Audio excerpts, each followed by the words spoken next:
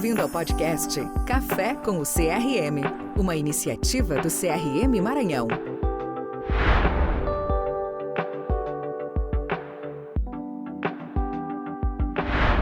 Então, assim, imagina que você estudou mais de 6 anos na faculdade, né, com toda aquela pressão com professores, livros e mais livros, e depois de 6 anos de formado você está lá tirando aquele plantão, ouvindo aquele barulho do monitor, aquele bipzinho. Você abdicou já de muitas noites de sono para terminar o curso, sob pressão dos professores, sob pressão das provas, o limite físico, né, aquele faculdade lhe tirou muito da sua energia. E naquele momento que você está estressado já por aquele ambiente de risco para o paciente, naquele paciente grave, você encontra na sua frente uma barreira maior, que é o acompanhante gritando, adentrando a sala de emergência, querendo uma explicação ou querendo exigir alguma coisa, e que acaba que o paciente, ao invés de ser atendido por você, você muda um pouco a profissão e acaba sendo vítima. Não é nem profissão, acho que eu falei a palavra errada. Você muda o seu papel naquele momento de profissional médico para ser vítima, agredido por alguém que adentrou ali aquele ambiente teoricamente protegido, onde você deveria estar simplesmente atendendo. Você deixa de ser socorrista para você ser vítima. Então, eu acho que queria começar o nosso podcast. Meu nome é Francisco Vera, sou médico de família. A gente está hoje abrindo um podcast sobre violência médica e eu queria conversar com o Dr. Eric, primeiramente pedindo para ele se apresentar, depois a doutora Ingrid, e solicitando uma abordagem, Eric, a respeito desse relato que eu te passei. Então, assim, qual é a tua análise sobre esse ambiente do plantão, esse estresse que o médico está passando e ele ainda tem que passar atualmente por isso? Obrigado, Francisco, pelo convite, obrigado ao CRM, é uma honra estar aqui falando sobre esse tema tão pertinente na nossa realidade, que é o tema de violência contra o médico e todas as repercussões que acontecem na saúde mental. Meu nome é Eric, sou médico psiquiatra e dentro do contexto de ser uma pessoa que já esteve durante parte da carreira no cenário de urgência e emergência e por atender pessoas que também estão sujeitas a esse cenário cotidiano, é muito claro para mim que quando nós temos violada essa barreira do ambiente teoricamente protegido e esse ambiente passa a ser hostil, esse ambiente passa a ser um ambiente no qual nós somos postos à prova muito mais do que a dificuldade no quadro do paciente exige, mas propriamente a atitude dos acompanhantes, a atitude, às vezes, de pessoas que nem são acompanhantes ou, eventualmente, do próprio paciente, é muito claro que isso prejudica o nosso processo de tomada de decisão, prejudica a nossa tranquilidade na hora de agir e acaba culminando, em muitas ocasiões, em atitudes assistenciais mesmo, que vão divergindo daquilo que a gente gostaria de fazer. Então, eu imagino quantos de nós, médicos, diante de cenários assim, já não fomos pressionados a solicitar exames, a fazer determinados procedimentos em que nós não estávamos inclinados a isso, mas que foi necessário, entre aspas, pela pressão que a gente tomava, né? E isso adoece severamente. E isso é uma pequena parcela da fatia, né, que a gente tem aí do trabalho no adoecimento da população médica, que é um tema também bastante atual. Isso gera uma ansiedade antecipatória, um estado de hipervigilância para aquele médico, aquele medo de estar o tempo todo de ser agredido, até para aqueles médicos que já foram agredidos? Sim, sim. O fato de ter sido já agredido anteriormente constitui-se em uma vivência traumática. E a partir de vivências traumáticas, o sujeito pode reagir de diversas formas. Há aqueles que não têm nenhum desdobramento psíquico, mas uma grande maioria vai desdobrar em alguma consequência a nível psíquico, a nível de transtorno mental. Seja o aguçamento, seja ali realmente a piora de algum transtorno mental pré-existente, como um quadro ansioso, um quadro depressivo, ou até mesmo o surgimento de um quadro, por exemplo, de estresse pós-traumático. A agressão física, a violência física é uma das principais formas, do ponto de vista de vivência traumática, de se desdobrar em algum transtorno mental relacionado ao trauma. E isso, em muitas ocasiões, coloca o profissional num estado de hipervigilância que, apesar do nome hipervigilância até ser relativamente sedutor, parecer que ele está prestando mais atenção, mas, na verdade, essa hipervigilância desconecta muitas vezes o médico daquilo em que ele precisa ter mais atenção, mais tenacidade, mais proximidade, a tela do computador, a prescrição, o olhar direto para o paciente, e faz com que o profissional acabe ficando com a sua atenção muito mais voltada para as ameaças do ambiente. Por quê? Porque ele já está condicionado àquilo.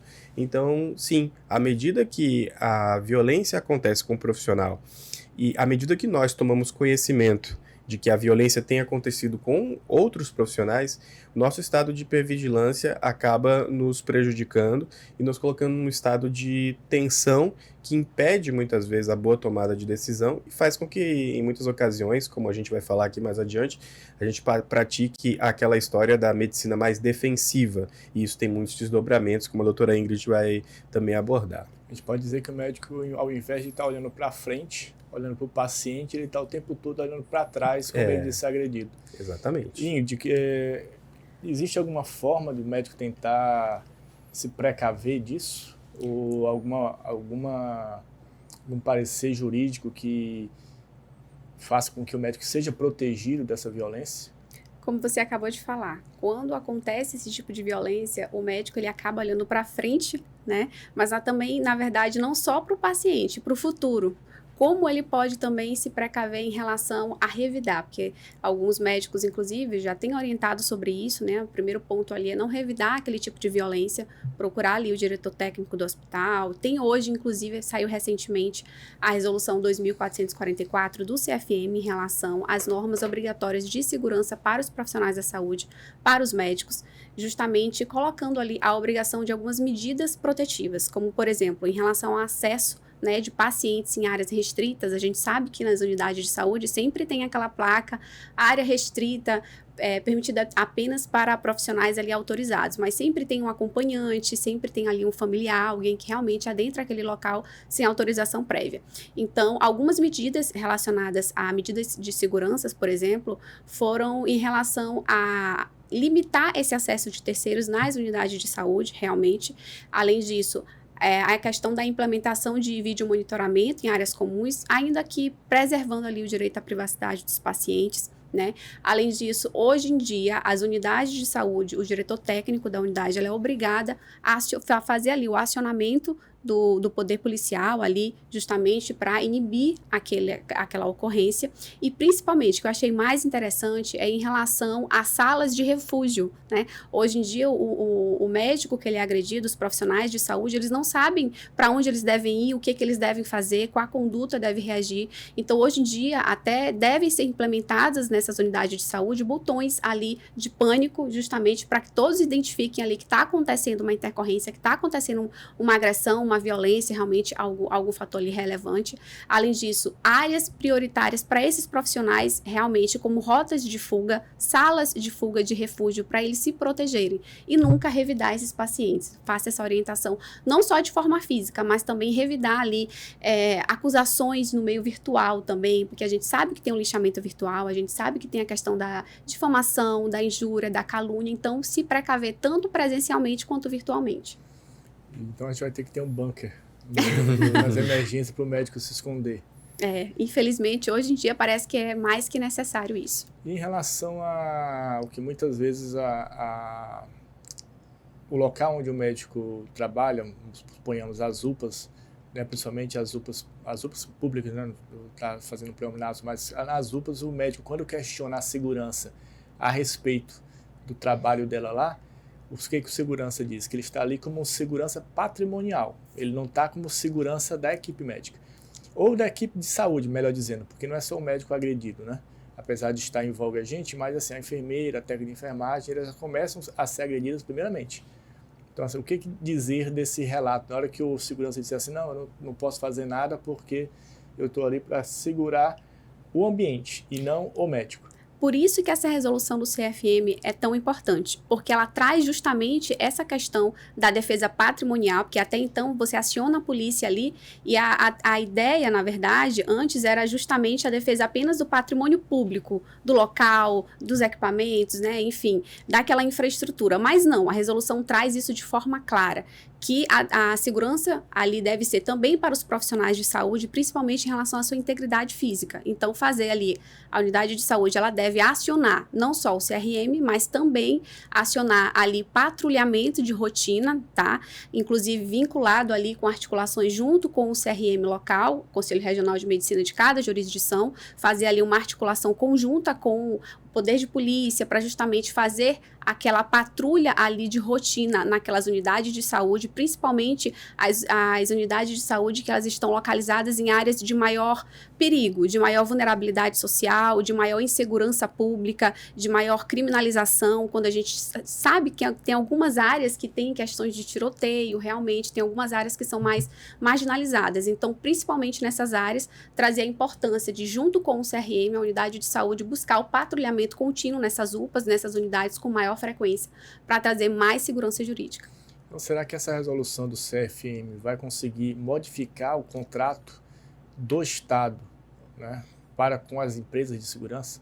Porque ali eles abordam que está no contrato. Não, meu contrato é ficar vigiando a cadeira. Se a cadeira vai para a sua cabeça, já é outro problema. Então, assim, vai mudar isso?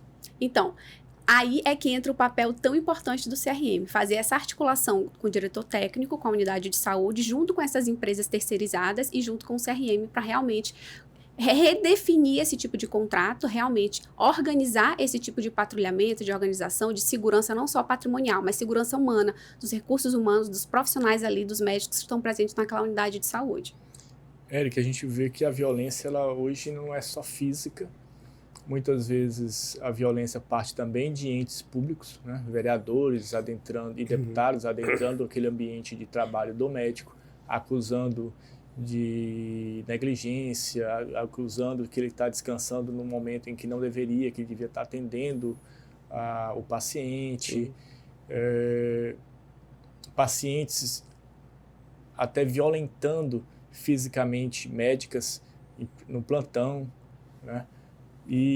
Ou agredindo, inclusive mulheres, né? Não só homens, mas muitas mulheres agredindo outras mulheres. O que isso está causando na mente das médicas atualmente? O que você tem assim, em relação às pessoas que você conhece, pacientes que possam ter lhe procurado? O que você vê em relação a isso? As mulheres carregam consigo uma carga de responsabilidades sociais e toda uma construção social em torno dela que favorece muito o adoecimento em qualquer âmbito. Não à toa, por esta razão e por outras, as mulheres possuem mais transtornos mentais do que os homens.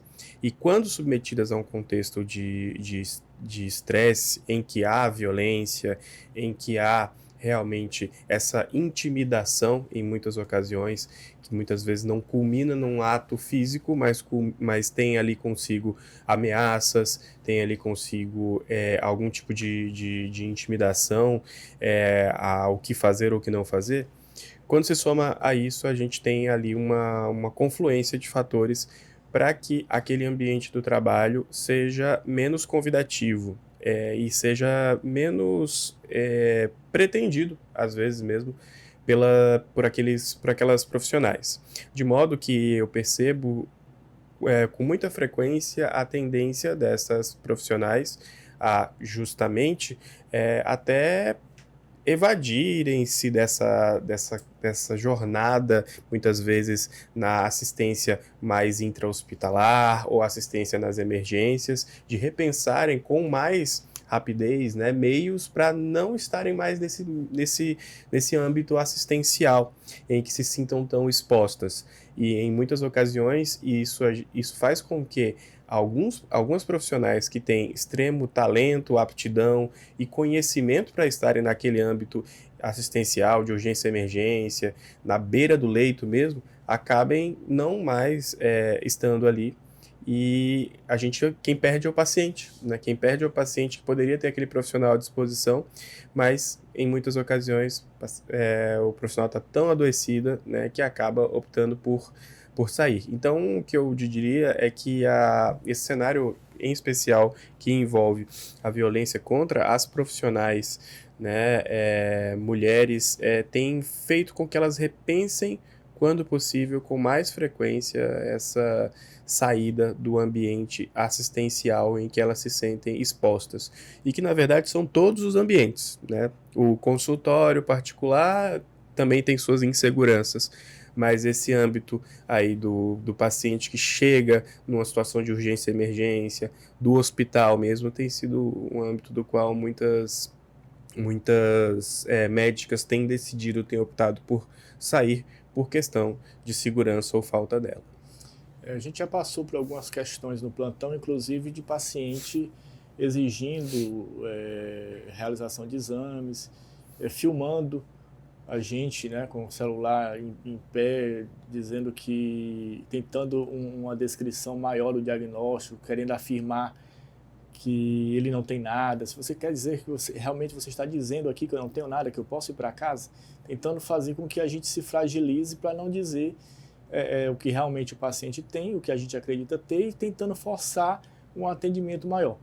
Em relação a essas filmagens, essas gravações, do que o médico pode fazer? Ele tem que deixar o paciente filmar, o paciente tem realmente o direito de fazer toda essa abordagem de gravação de consulta, de filmagem da consulta ou não? Nesse caso, o paciente, ele tem o direito, ele pode gravar, ele pode fazer a realização ali da filmagem, ele pode fazer a realização ali da gravação do áudio ali durante a consulta. Mas é muito importante se atentar que o médico também tem direito. Por mais que seja um servidor público, que às vezes há esse questionamento em relação a servidores públicos, se o médico ali ele optar por não autorizar a gravação daquela consulta, sim, ele pode muito bem fazer ali, parar aquela consulta, indicar que aquela paciente ela continue acompanhamento médico com outro médico ali da unidade de saúde. Então, o médico ele não é obrigado a aceitar esse tipo de conduta do paciente. Ele não é obrigado a aceitar uma gravação de consulta, obrigado a aceitar uma gravação ali de áudio. Então, ele tem a faculdade de escolher, exceto, claro, em casos de urgência e emergência.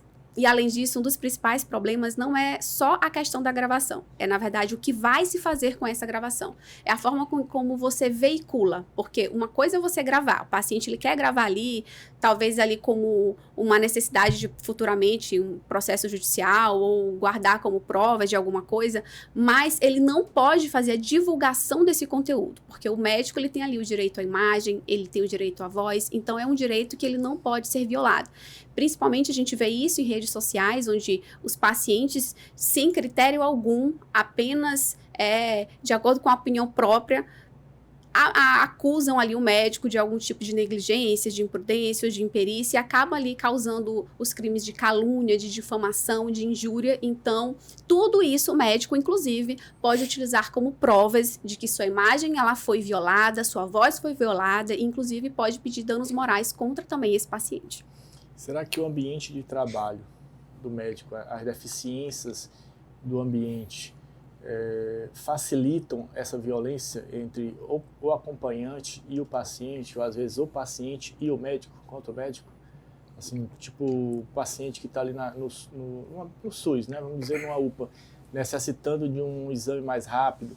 Será que aquele estresse do tempo de atendimento que o paciente levou ali para chegar até o médico, a demora no resultado do exame, a demora na realização do exame, será que tudo isso contribui para esse ambiente de violência, onde tudo afunila para a imagem do médico? Com certeza contribui bastante. Inclusive, eu costumo falar que antes do paciente começar a consulta ali com o médico, o tratamento, ele passou pela recepção. Então, se você tiver ali uma clínica particular, se você tiver, então, em um hospital público, você tem a sua secretária, você tem a recepcionista, que vai ser a porta de entrada daquele paciente.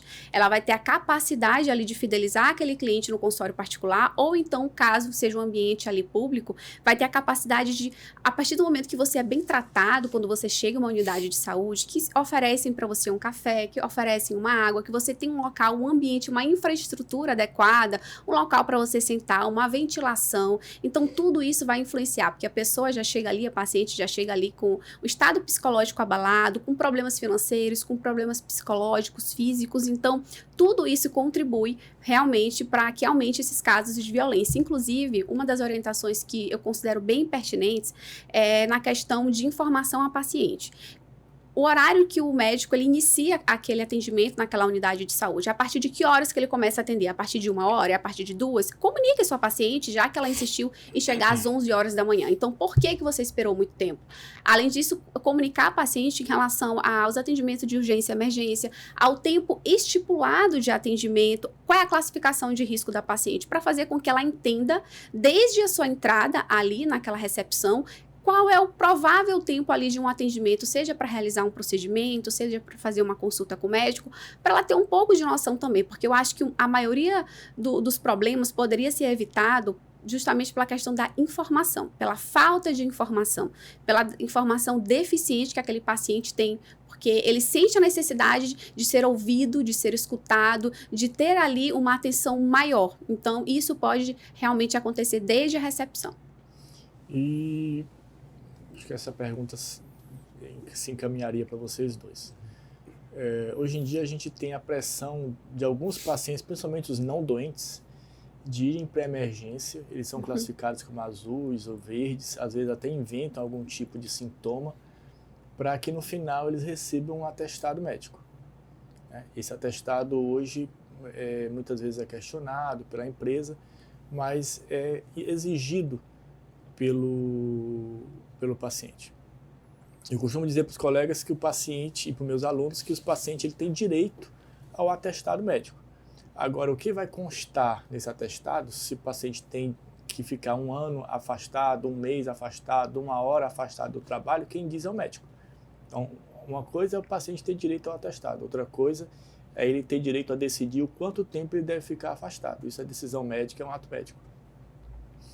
E decorrente disso, muitas vezes o paciente constrange o médico. Semana passada a gente teve uma médica na emergência constrangida por um paciente policial porque ele exigiu dela que ele 2 dias de atestado. E ele falou claramente, olha, eu sou policial e eu quero que você me dê 2 dias de atestado. Lógico, isso não ocorre só com policiais, ocorre com diversos tipos de pacientes. Existe alguma forma de estar mais tranquilo no plantão e mostrar uma segurança para esse paciente na hora de fornecer uma negação para esse atestado? E existe alguma forma jurídica de eu dizer isso? Ou não? Eu tenho que baixar a cabeça e fornecer o atestado para esse paciente? Não, você não tem que fazer isso. Inclusive, esse é o paciente que a gente considera paciente problema. Quando o paciente chega no consultório, o médico ele tem que identificar aquele paciente que realmente questiona absolutamente tudo. Aquele paciente que questiona o diagnóstico, que questiona o tratamento, aquele paciente que ele está o tempo todo querendo induzir você a realmente conduzir a forma como ele quer ser tratado e quer ser ali prescrita aquela medicação. Nesses casos, que você já consegue identificar que aquele paciente é potencial ali, tem um potencial risco de judicialização ou de problema, a indicação é que você faça anotação no prontuário de absolutamente tudo, inclusive a insatisfação do próprio paciente. Porque se porventura ele fizer uma denúncia no CRM, falar que você não realizou uma anamnese de forma correta ou que você não fez um atendimento de forma correta, e quando a gente pegar esse prontuário e fizer a leitura do prontuário e a gente conseguir identificar que ele fez a solicitação de um atestado que ele não tinha direito, porque não tinha justificativa clínica para aquele pedido, aí sim a gente vai conseguir perceber que na verdade a razão ali, a justificativa daquela denúncia não era uma falta de técnica ou um atendimento ruim, era tão somente porque ele teve a negativa de um pedido sem justificativa clínica. Então, a minha orientação é documentar praticamente tudo, tá? Então, aquilo que não está escrito na medicina não aconteceu. Então, não adianta você falar para o paciente, você tem que provar que você falou. Você tem que provar que você justificou aquele tipo de procedimento, aquele tipo de indicação. Então, a minha sugestão é que sempre faça anotação dessas negativas, justificar no prontuário por que você negou, porque a condição clínica do paciente não justificava aquele tipo de afastamento. E explicar também quais são os tipos de atestados, né? Olha, tem um atestado aqui de afastamento, tem um atestado de comparecimento e tem a declaração ali de acompanhamento. Então, identificar para o paciente, explicar para ele a diferença de cada documento, porque o atestado de afastamento, a gente sabe que só quem tem direito a se afastar ali durante o trabalho, realmente ser reconhecido ali na área previdenciária, pelo INSS, quando tem uma justificativa clínica. Então, às vezes, o paciente chega ali, querendo ali fazer uma consulta de 30 a 40 minutos e quer justificar o dia inteiro de falta no trabalho. Não, isso aí é prerrogativa tão somente do empregador. Ele é que tem a faculdade de decidir se ele vai utilizar aquela sua declaração para abonar o dia inteiro ou não, aquelas horas. Então, vocês não devem agir realmente sob pressão com a intenção de acabar oferecendo ali um documento que não tem justificativa clínica para isso. Então, registrar basicamente tudo no prontuário para produzir provas para vocês. E muitas vezes o paciente chega 11 horas da noite querendo um atestado que justifique a falta do dia todo no trabalho. Aí você não sabe o que aconteceu nesses 12 horas que o paciente estava fora. E aí, Eric, como é que eu posso lidar com essa pressão?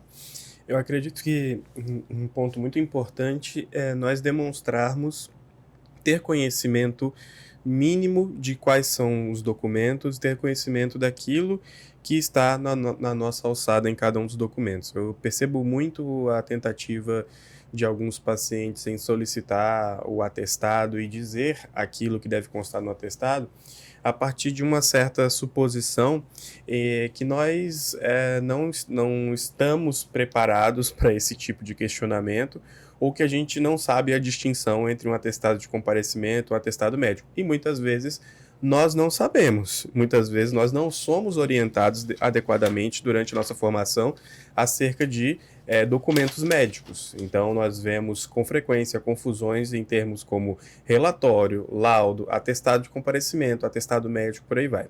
Então, ter em posse esse conhecimento e, quando houver um questionamento do paciente, demonstrar que se sabe do que está se falando e, acredito também, contribui muito, não fazer uma contraposição imediata, elevando o tom de voz de maneira violenta, fazer uma comunicação não violenta, e tem um monte de treinamentos para isso, né? Eu acredito que economiza vários problemas. E um ponto crítico, né, que a doutora Ingrid tocou, é a qualidade do nosso registro. E isso eu puxo para um outro aspecto que eu acredito tem tudo a ver com essa nossa conversa aqui, que é esse paradoxo entre, cada vez mais, a nossa necessidade em fazer bons registros médicos e a demanda que cresce, a demanda que muitas vezes está literalmente na nossa porta, ou a demanda que chega através, muitas vezes, de pressões, por exemplo, de grandes corporações que estão pressionando ali o médico a atender mais rápido, a ser mais produtivo, a diminuir fila e por aí vai. Ao passo que nós precisamos cada vez mais registrar melhor, infelizmente a gente é cada vez mais pressionado a atender mais rápido. E aí tem aquela máxima de que a pressa é inimiga da perfeição. Às vezes é. E como é que a gente vai, né, propriamente fazer um registro tão necessário, estando tão sob pressão, não apenas de quem pode entrar no nosso ambiente médico, mas pelos outros tipos de pressão que chegam a nós. Tá atendendo X, tem que atender X mais Y. Isso é muito frequente e isso nos deixa, muitas vezes, em uma situação, uma sinuca de bico. Como professores, eu acredito que eu já tenho ouvido relatos de alunos que trabalham em unidade de saúde e onde muitas delas tem alguém meio que vigiando o trabalho do médico.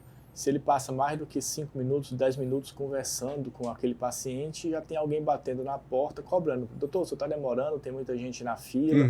Isso já gera uma ansiedade do médico também, tentar colocar esse paciente mais rapidamente para fora do consultório, o que piora a qualidade da consulta, pode passar algum diagnóstico despercebido que pode gerar futuramente tanto uma solicitação de exame em excesso ou em déficit, ou em falta. Então, assim, essa cultura atual de atendimento rápido ou de pressão para o paciente para fazer exames, aquele paciente que ele já chega solicitando, eu quero fazer isso, se eu não fizer isso daqui tudo agora, vai acontecer isso, eu vou lhe denunciar na ouvidoria. Isso está aumentando, no caso, o custo da saúde, tanto no meio particular quanto no meio público. Sim. Né? Além da ansiedade. O que eu posso fazer, Ingrid? Você tem que registrar praticamente tudo quando você está fazendo ali um atendimento ao paciente. Então, a gente sabe que os pacientes, eles já chegam, às vezes, com um diagnóstico pré-definido, porque entraram ali na inteligência artificial, colocaram os sinais e sintomas e já sabem até o tratamento. Mas o que acontece? Vocês não podem ceder aos caprichos do paciente em relação à conduta médica, porque quem tem capacidade técnica realmente para fazer aquele atendimento e realmente para ver ali o desfecho do tratamento, para ver todas as indicações clínicas, são vocês. E em relação a isso, eu confesso que é uma situação delicada, porque a partir do momento que vocês deixam de atuar de forma defensiva, ou seja, deixam de solicitar exames complementares que às vezes não se fazem necessários, vocês também deixam de produzir mais provas em futuros processos judiciais. Então, é uma situação que coloca vocês em estado de vulnerabilidade maior, de um risco maior, mas ainda assim, eu defendo a questão de que vocês devem, na verdade, agir de forma mais criteriosa possível no atendimento com o paciente. Então, solicitar todos os exames que vocês considerarem importantes e pertinentes para aquele atendimento.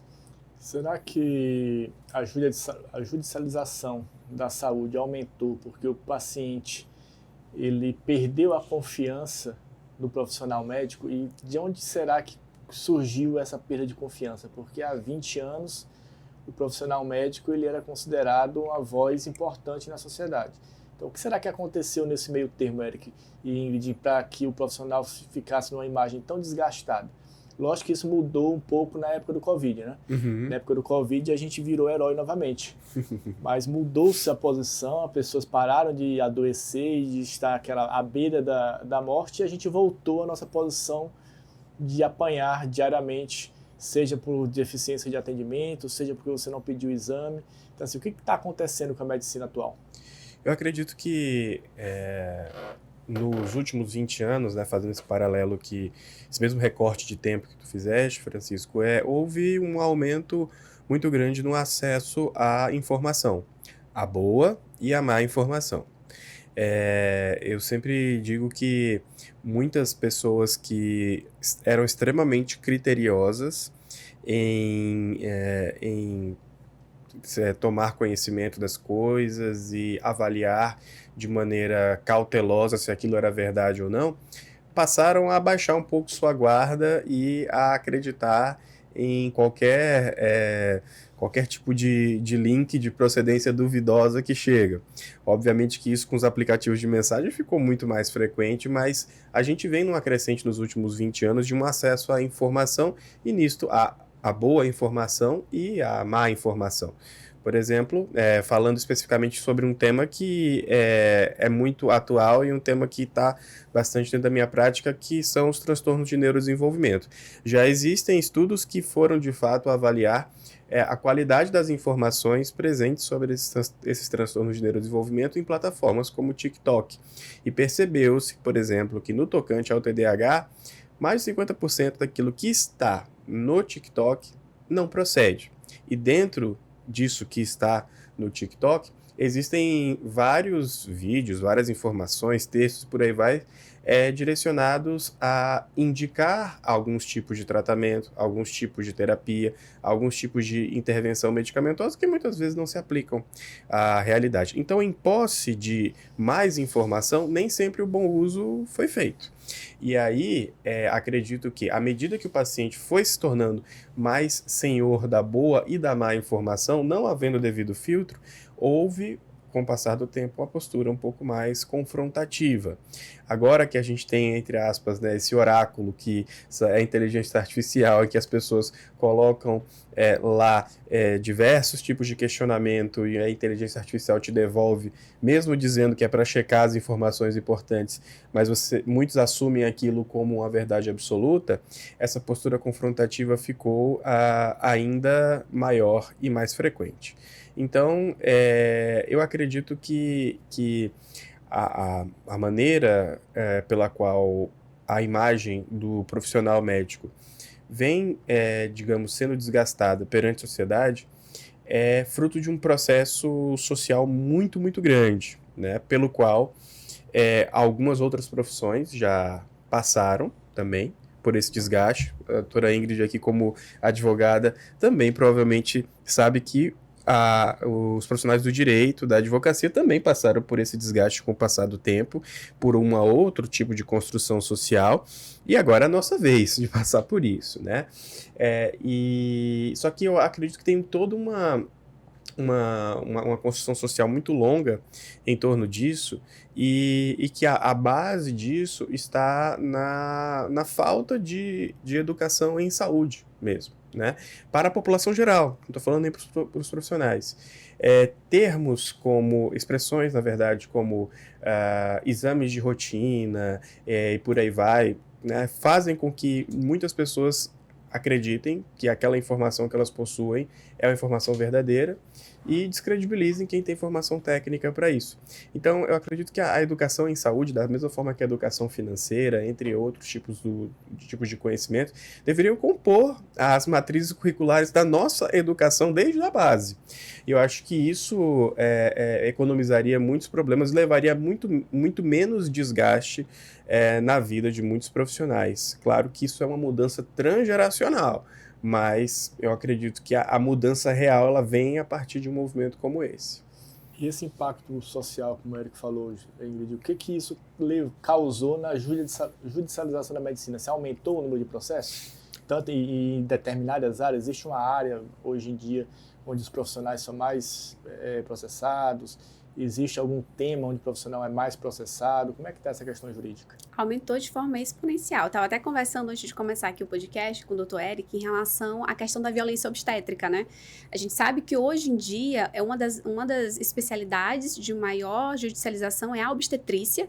A gente sabe também que hoje, inclusive aqui o estado do Maranhão tem lei sobre o que é considerado violência obstétrica, e também algumas áreas, além da ortopedia, da urgência e emergência, são as áreas mais judicializadas, e eu creio que tudo isso tenha sido devido realmente ao boom ali da internet, da informação, que é aquele negócio da escolha. Quando a gente mais escolhas a gente tem, a gente mais fica com dúvidas. Então, se você recebe uma informação ali de um conhecido que recebeu um tratamento, ou se você vai fazer uma pesquisa ali na internet, na inteligência artificial, se ele já prescreve ali para você outro tipo de medicamento, então você acaba em quem que eu vou confiar, porque antes a gente não tinha essa conversa com muitos pacientes diferentes, com opiniões diferentes, né? A gente não tinha tanta fonte de informação como a gente tem hoje.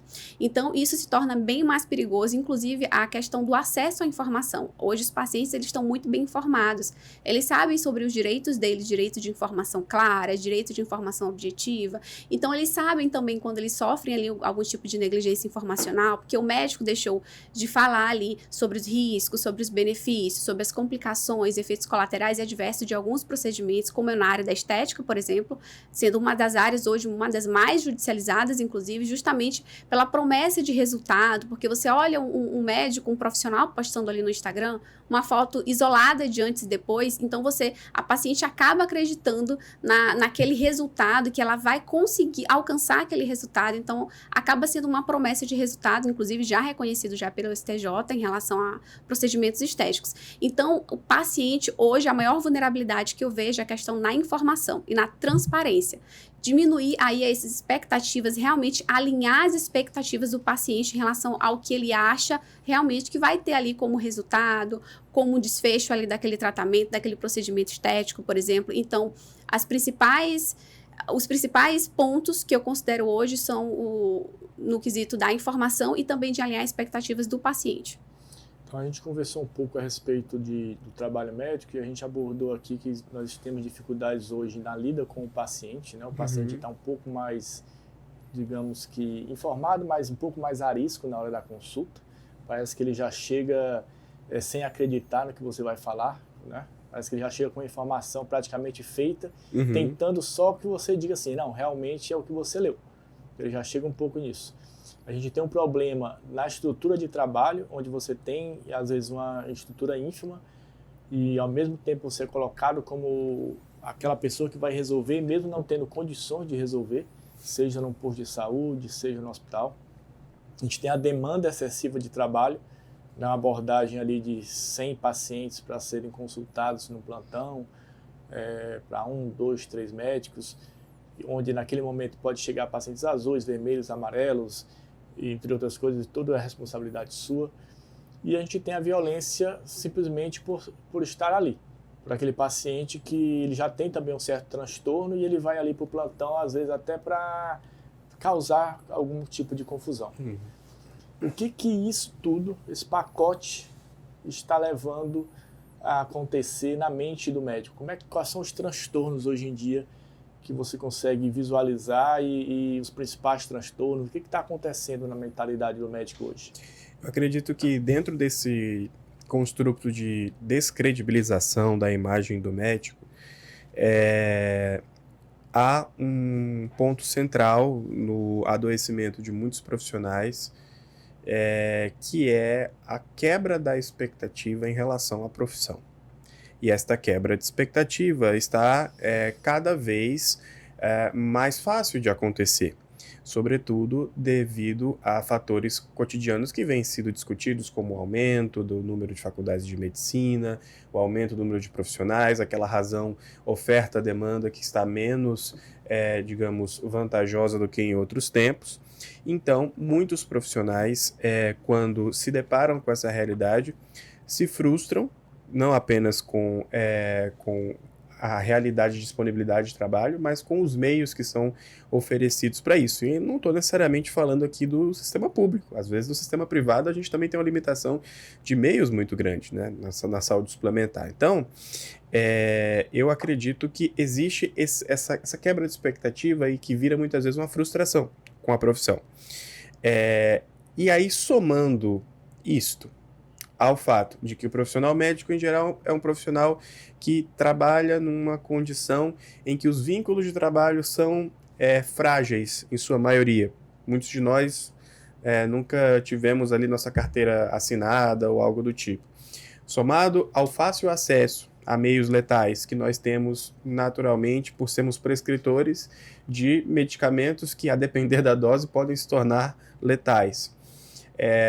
E dentro, né, de um contexto de atualidade em que os transtornos mentais na população geral também estão em escalada, infelizmente, isso leva a uma confluência de vários fatores que culminam numa escalada ainda mais íngreme, assim, ainda mais significativa de transtornos mentais entre os profissionais médicos. Então, comparando a outras profissões, existe uma prevalência maior de transtornos mentais nos profissionais médicos, e dentro disto existe também uma proximidade, entre aspas, muito maior com aquilo que é o pior desfecho, né, dos transtornos mentais, que é propriamente a extinção da própria vida, o suicídio. É alarmante a gente perceber que, assim, quase 10% dos médicos, segundo algumas pesquisas mais recentes, já planejaram o suicídio de alguma forma. Planejamento pode ser de diversos níveis, mais estruturado ou menos estruturado, mas essa proximidade com o término, o encerramento da própria vida, infelizmente está cada vez mais frequente. E o cotidiano tem nos mostrado essa relação tão próxima, e como que o fácil acesso que nós temos aos meios letais, que quando a gente estuda sobre suicídio, é sempre um ponto que a gente ali, na hora de marcar uma questão, de responder alguma coisa, sabe que fácil acesso a meios letais é um fator muito significativo, mas isso está também do nosso lado, do lado de quem carimba, né? Então, infelizmente, a escalada, não apenas nos transtornos ansiosos, nos transtornos de humor, na síndrome de burnout, que é propriamente o esgotamento, e o suicídio como, né, um resultante final de muitos processos de sofrimento, infelizmente há uma escalada nisso, e planos de intervenção desde o processo de educação médica mais básico precisam ser pensados para que essa, entre aspas, solução relacionada ao sofrimento que é a tentativa de ver no suicídio uma solução disso, não seja algo tão próximo a nós e que assim, o sofrimento mental não gere tanto agravo quanto hoje tem gerado. Não apenas na questão do suicídio, mas também entre aqueles que aqui permanecem e que têm sua capacidade funcional prejudicada. Eu tenho um dado aqui que diz que os transtornos de ansiedade eles são prevalentes em cerca de 40% dos médicos e a depressão em 37,6% e o burnout em 32,6% dos médicos. Em relação à sociedade, a outra parcela da sociedade, esses dados eles são equivalentes, eles são maiores, eles são menores, e dessa porcentagem, realmente, quanto desses médicos estão procurando auxílio? Existe algum dado em relação a isso? Em relação à população geral, esses dados da população médica são dados mais elevados. Transtornos do humor, transtornos de ansiedade, em geral, não costumam ali exceder 20% da população, que já é muito significativo. Então, proporcionalmente, nós médicos temos uma taxa de adoecimento muito maior do que o habitual. É importante mencionar que muitas dessas pesquisas são feitas também a partir do relato, a partir do autorrelato, né? Então, assim, apesar de ser um número expressivo, tem pessoas que responderam essa pesquisa, tem profissionais médicos que responderam essa pesquisa, que não se autorrelataram como pessoas adoecidas. Então, esse número pode ser ainda maior, né? Então, assim, infelizmente, a nossa parcela, né, de adoecimento proporcionalmente é uma parcela muito significativa. Aí tinha um outro item que tu tinhas perguntado que era... Em relação à depressão, né? O transtorno de ansiedade e o burnout. Isso. Então, qual seria essa comparação com a parcela e se realmente esses médicos eles buscam atendimento, né? Se existe algum dado em relação assim, será que realmente, se eu tenho 10 médicos diagnosticados, todos os 10 buscam atendimento? Não recordo de nenhum estudo que tenha aferido exatamente essa proporção de quantos por cento procurar algum tipo de assistência médica, mas no cotidiano é muito frequente perceber uma grande característica entre nós médicos, que é a sensação de que a gente se resolve, né? Muito frequentemente, alguns que chegam a nós procurando ajuda, já num estado de adoecimento muito avançado, trazem consigo frases como: mas eu me conheço, aí eu fui mudando tal coisa, fui tomando tal remédio, fui me automedicando com isso, aquilo. Isso vem desde a faculdade, ou até mesmo desde antes da faculdade, né? Como a gente tem receita, né? Eu fiz isso para o sono, fiz tal coisa para produzir mais. Infelizmente, nós médicos estamos muitas vezes, ainda que a nossa profissão esteja em descredibilização na sociedade gradualmente, mas a gente ainda está num certo lugar do suposto saber. E esse lugar do suposto saber, muitas vezes, é um lugar em que a gente se vê nesse suposto saber. Então, dentro do suposto saber, a gente acredita que a gente resolve tudo, inclusive as nossas questões. Há uma dificuldade em dirigir-se ao outro. Mas eu vou parecer fraco, eu vou parecer alguém que não vão duvidar da minha capacidade de trabalho, porque eu não tô bem. Eu não quero falar com outro médico sobre essas minhas questões, porque vai parecer que eu não sou um bom profissional.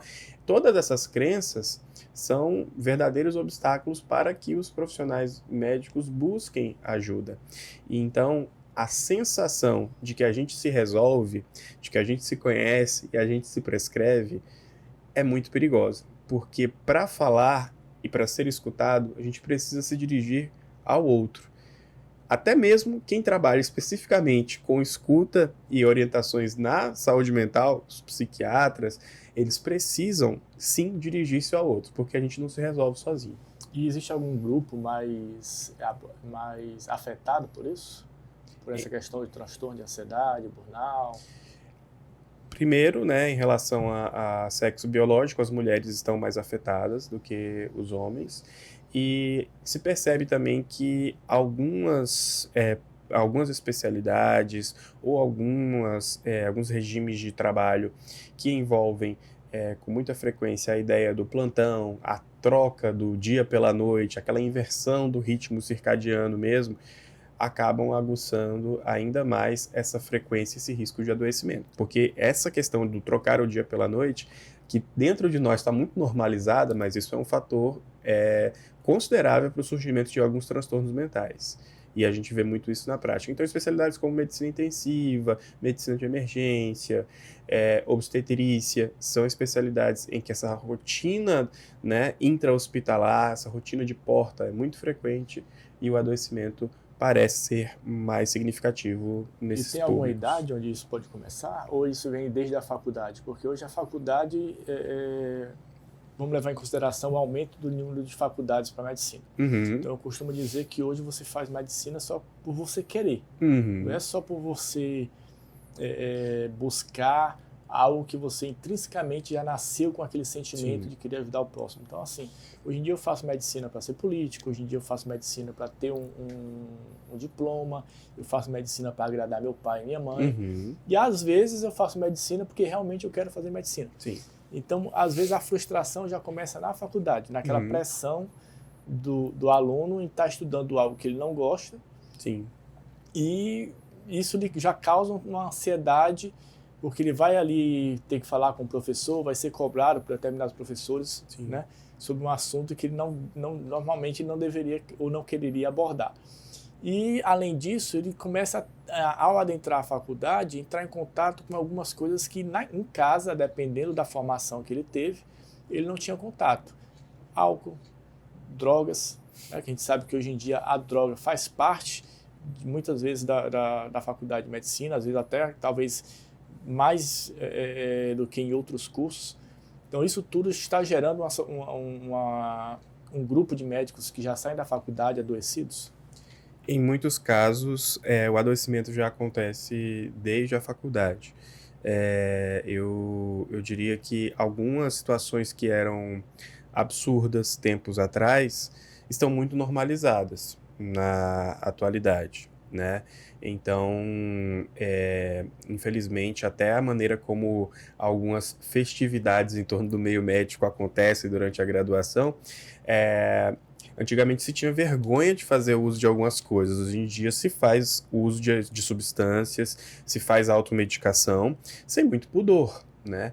Então, toda esse fácil acesso também àquilo que é de droga recreativa gera um cenário propício para adoecimento, e esse acesso à droga recreativa muitas vezes é uma maneira que algumas pessoas encontram para lidar com suas dores. Às vezes o sujeito está infeliz no contexto da faculdade porque está fazendo aquilo e não gostaria de fazer, ou está fazendo aquilo e não está conseguindo não está conseguindo dar conta, não está conseguindo ter orientações para realmente fazer a faculdade da melhor forma possível, e ao invés de buscar uma estratégia saudável de enfrentamento, como realmente uma orientação profissional, um acompanhamento psiquiátrico para isso, busca refúgio em outras coisas. E aí, quando você soma com fácil acesso a álcool, a demais drogas lícitas e drogas ilícitas também, gera um cenário muito propício para adoecimento. Há também, na atualidade, né, uma grande tendência ao culto pela produtividade, né? Então, eu assim, apesar de estar na minha jornada ainda acadêmica, estou trilhando esse caminho aí de mestrado, etc., eu diria que o meio acadêmico muitas vezes é um meio muito perigoso, porque em algumas ocasiões o valor de um sujeito está pela metragem do currículo Lattes, não propriamente pela utilidade do conhecimento gerado, né? E nessa metragem do currículo Lattes, muitas vezes há uma tendência desde a graduação de muitos buscarem de maneira alucinante, né, produzir mais e, enfim, os meios para isso às vezes são a automedicação, na ilusão de que aquilo vai fazer com que aquela pessoa produza mais, que ela atinja mais objetivos. Então cria-se também uma cultura de hiperprodutividade que é muito perigosa, que ganha ali um motor muito grande na rede social, na comparação com um para o outro. Nossa, fulano publicou em tal revista, eu tenho que publicar também. Nossa, fulano está em tal está em tal congresso com 200 resumos, deveria produzir 201 resumos. Enfim, então você cria todo um ambiente propício também, muito fértil para o adoecimento, também por essa via, né? Então, os transtornos mentais, voltando à pergunta, com muita frequência eclodem na população geral na fase adulta jovem. Então, muitos eclodem de 16 a 20 anos, que é final da adolescência e início da fase adulta, e alguns outros eclodem com frequência entre 20 e 25 anos. Muitas dessas pessoas que estão na faculdade de medicina estão justamente nessa fase, né? E aqueles que estão em uma idade um pouco mais avançada, às vezes já carregam consigo outros fatores de risco para adoecer. Eu vejo um perfil relativamente mais comum hoje em dia nas faculdades de medicina, que é de algumas pessoas com um pouco mais de idade fazendo agora a sua segunda graduação e a graduação agora de medicina. Só que essa pessoa ela já tem mais responsabilidades do ponto de vista familiar. Essa pessoa ela tem que trabalhar em outro vínculo. Então, essa pessoa já está assim esgotada em várias potenciais frentes. E isso gera um adoecimento. Então, assim, o adoecimento, eu diria que é sempre possível na vida médica. Sempre possível. Pode ser dentro da faculdade. Se a gente não adoece dentro da faculdade, a gente pode se frustrar e adoecer no momento que a gente sai dela. E se a gente não tem o nosso lugar de fala, nosso lugar de ser escutado, se a gente não tem realmente reflexão sobre os nossos limites, a gente cruza a linha do esgotamento com muita facilidade. Né? Mais um horário no consultório, mais um plantão. Daqui a pouco, esse mais um horário no consultório e mais um plantão que foi colocado neste mês, em junho, vira mais um. E aí, daqui a pouco, você está colocando mais e mais horários na sua agenda sem conseguir ter condição de dar conta daquilo. Então, a gente cruza a linha do esgotamento com muita facilidade. Então, estar na nossa profissão exige um cuidado constante para que a gente não adoeça, porque nas diversas fases da vida médica, inclusive quando a gente envelhece e vai vendo que a gente não dá mais conta de tanto trabalho, a gente tem um potencial de adoecimento. Muita coisa já sai da faculdade, mas muita coisa pode se adquirir no trajeto. E existe um risco iminente atualmente na sociedade, que é o risco do suicídio. Uhum. Como é que está essa questão do suicídio entre médicos e acadêmicos de medicina? É uma pauta de extrema preocupação. A gente tem percebido uma escalada nos números, né, de suicídios e de tentativas de suicídio entre acadêmicos de medicina e médicos. E muito disso dialoga com toda essa estrada de possível sofrimento que a gente falou agora há pouco, mas também com o fácil acesso que nós temos aos meios letais, com o fácil acesso que a gente se prescreve algumas coisas, muitas vezes com o conhecimento que a gente tem de qual dose que é capaz de gerar uma intoxicação por tal medicamento num paciente que chega para nós. Bem, às vezes esse conhecimento que a gente tem acaba sendo utilizado contra nós mesmos. E é um tópico de extrema relevância. A escalada está íngreme, está grande, e penso que algumas soluções, do ponto de vista realmente da educação médica nos seus diversos níveis, tanto em cenários de graduação quanto cenários de pós-graduação, incluindo a residência médica, tá? Algumas soluções devem ser colocadas em prática para que a gente tenha pelo menos a possibilidade de oferecer lugares, oferecer oportunidades das pessoas serem escutadas. E eu acho que em muitas ocasiões alguns que chegaram a se suicidar não tiveram a possibilidade de ser escutados, não tiveram uma busca ativa sobre o seu sofrimento, sobre o seu nível de desgaste. Então, levando em consideração essa questão que o Eric falou agora da busca ativa, existe alguma obrigatoriedade jurídica das instituições de trabalho fazerem essa busca ativa para com seus funcionários, no caso da área da saúde, os hospitais, a prefeitura, a Secretaria de Saúde, seja os hospitais particulares, e existe também alguma resolução do CFM que fale a respeito disso, da questão da saúde mental do médico, da proteção do médico em relação ao adoecimento dele mental ou em relação a outros tipos de doença? Em questão de obrigatoriedade de fazer essa busca ativa, que eu me recorde, não tem. Nem por parte das unidades de saúde, né, por parte do poder público e também por parte do CFM de realmente fazer essa obrigatoriedade. Em relação, trazendo agora um pouco pela última resolução agora de 2025 que a gente teve, o que a gente tem realmente como obrigatoriedade agora é que os diretores técnicos das unidades de saúde, eles façam ali o suporte psicológico e jurídico para esse médico agredido ou que sofreu algum tipo de violência ali durante o ato médico, durante a consulta, durante ali o exercício da profissão. Mas a obrigatoriedade de fazer realmente essa busca ativa, essa pesquisa, essa abordagem, não que eu me recorde. A gente sabe que algumas empresas têm a área de medicina do trabalho. Inclusive, os hospitais têm essa área de medicina do trabalho. Mas essa área de medicina do trabalho, acredito que 99% das vezes ela não está voltada ao trabalho do médico. Está voltado a acidentes ocupacionais ali, um acidente ali pérfuro-cortante, mas é mais voltado para essa área, mas não pela questão da saúde mental em si. E muitas vezes, quando tem alguma coisa, ela não aborda a questão médica realmente, assim, desde a ambiência. Será que o médico está realmente sentado num ambiente ergonômico para não adoecimento dele? Porque você passar 12 horas num plantão, sentado em uma cadeira que vai estar lhe causando dor durante todo o plantão, a cadeira ou é muito alta ou é muito baixa para ele, então tem aquela sensação da parestesia nas pernas, ele não tem tempo de levantar, ele não tem tempo de ir ao banheiro, ele não tem tempo de beber uma água. Então ele passa 12 horas numa mesa desconfortável, sentindo dores no ombro, sentindo dores nas pernas. Aquilo ali já causa um estresse no plantão.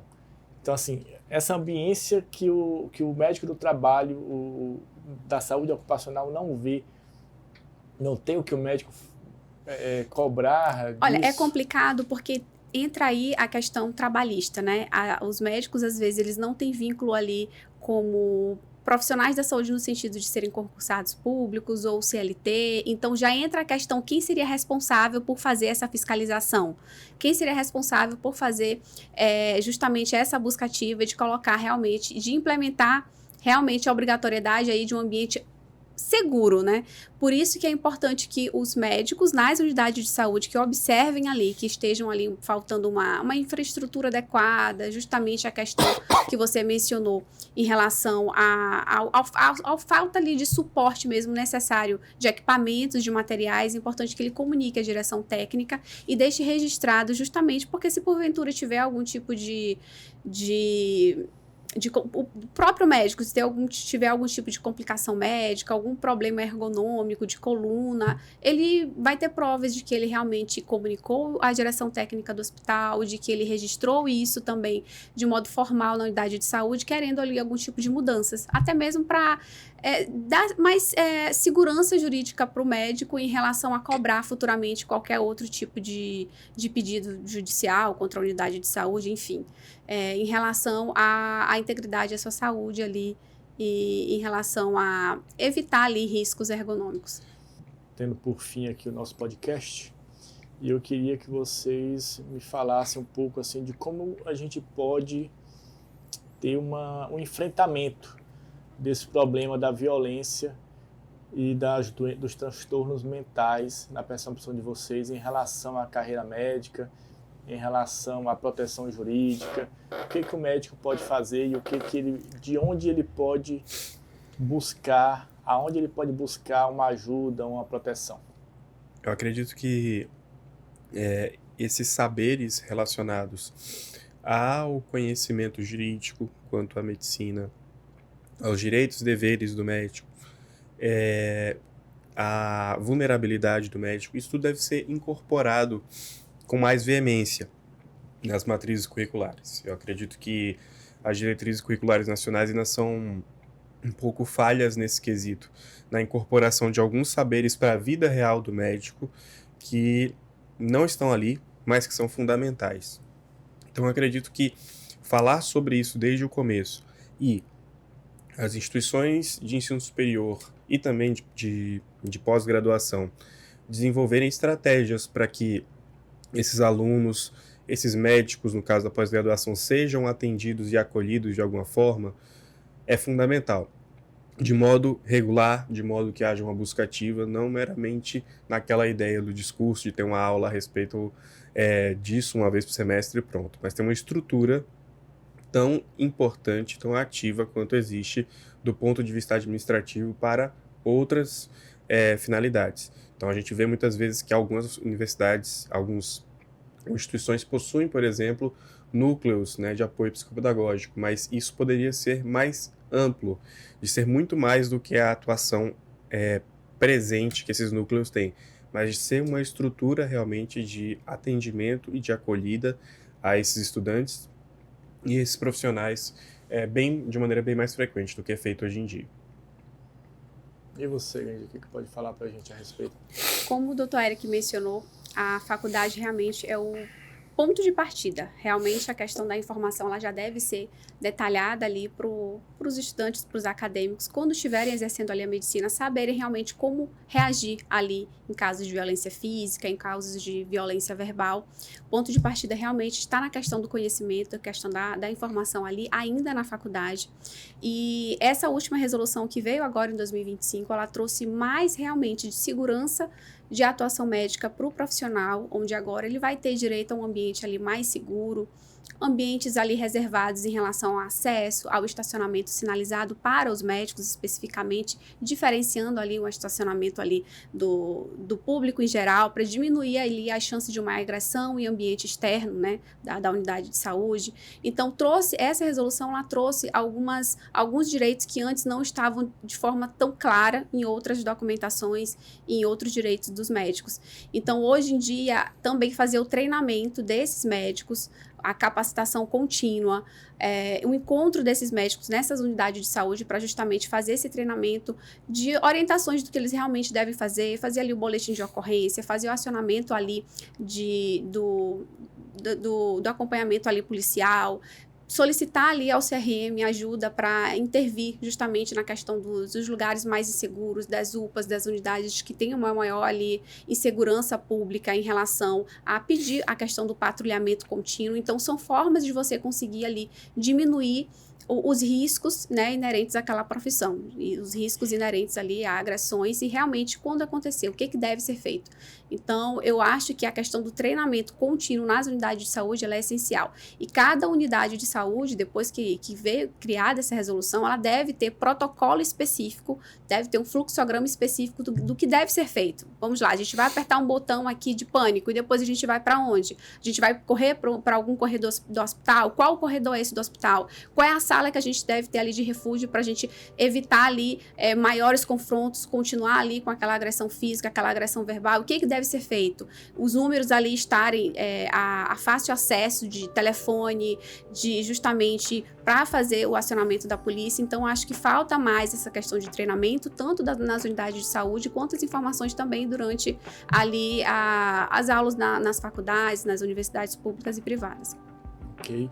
Eu gostaria de agradecer a presença do Dr. Eric e da doutora Ingrid ao nosso podcast e eu espero que esse assunto abordado aqui ele possa servir de conhecimento realmente para aqueles médicos que não pensavam que isso poderia existir, ou para aqueles alunos que acham que a profissão médica é apenas de presentes, de flores, que não tem nenhuma dificuldade, para aqueles médicos mais antigos que já passaram por uma mudança de relacionamento entre paciente e médico, né? Passaram pela fase onde eles eram bem reconhecidos e hoje eles estão sofrendo pressão da sociedade.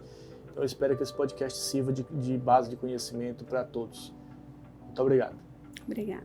Eu que agradeço o convite, a honra de estar aqui falando sobre esse assunto e espero que seja um ponto de partida para a gente falar mais a respeito. Café com o CRM Maranhão. Seja bem-vindo ao podcast dos médicos e médicas maranhenses.